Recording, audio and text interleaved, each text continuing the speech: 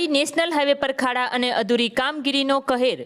ફરી પ્રજાપતિ હોલ સામે બ્રિજ પર અકસ્માત, એકનું મોત, લોકોમાં ઉગ્ર આક્રોશ। જવાબદાર તંત્ર સામે કાર્યવાહીની માંગ। પારડી શહેર પાસે આવેલા પ્રજાપતિ હોલ નજીકના નેશનલ હાઈવે નંબર 48 પર તંત્રની લાપરવાહી અને બેદરકારીના કારણે આજે ફરી એક નિર્દોષ યુવાને જીવ ગુમાવ્યો છે।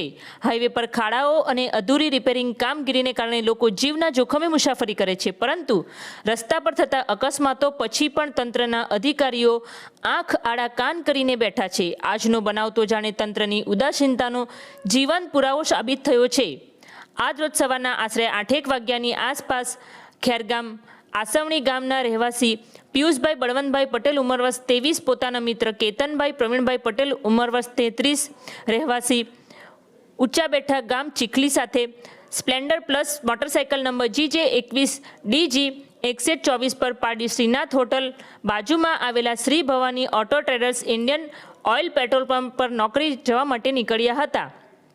ત્યારે બંને પારડી પ્રજાપતિ હોલ નજીકના હાઈવેના બ્રિજ ચડતા હતા, ત્યારે અર્ધાંગ સમારકામ અને ખાડાઓથી ભરેલા માર્ગને કારણે તેમની બાઇક અચાનક હચમચી ગઈ હતી અને પાછળથી ઝડપે દોડતું કન્ટેનર નંબર GJ16AY 1756 બેદરકારીપૂર્વક હંકારી લાવી તેમની બાઇકને જોરદાર ટક્કર મારી હતી।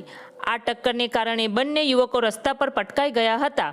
કન્ટેનર ચાલકે વાહન રોક્યા વિના આગળ હંકારતા કેતનભાઈના માથા ઉપર કન્ટેનર ચડી જતા તેમનું ઘટના સ્થળે જ મોત નીપજ્યું હતું, જ્યારે પિયુષભાઈને પગ અને હાથના ભાગે ગંભીર ઈજા પહોંચી હતી।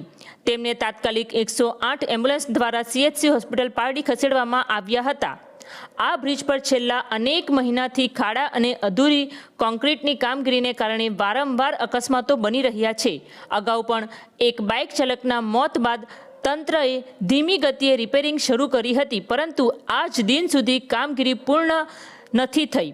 હાલની સ્થિતિ એવી છે કે બ્રિજનો એક ભાગ કોન્ક્રીટનો છે, જ્યારે બીજો ભાગ ખાડાઓથી ભરેલો છે, જેને કારણે હાઈવેની શરૂઆતમાં જ રસ્તો સિંગલ ટ્રેક બની જાય છે અને વાહન ચાલકો માટે જોખમી બની રહ્યો છે।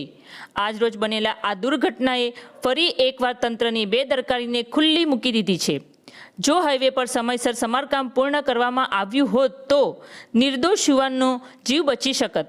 હવે લોકો તંત્ર સામે ઉગ્ર આક્રોશ વ્યક્ત કરી તાત્કાલિક મરમ્મત પૂર્ણ કરવા અને જવાબદાર અધિકારીઓ સામે કાર્યવાહી કરવાની માંગ ઉઠાવી છે।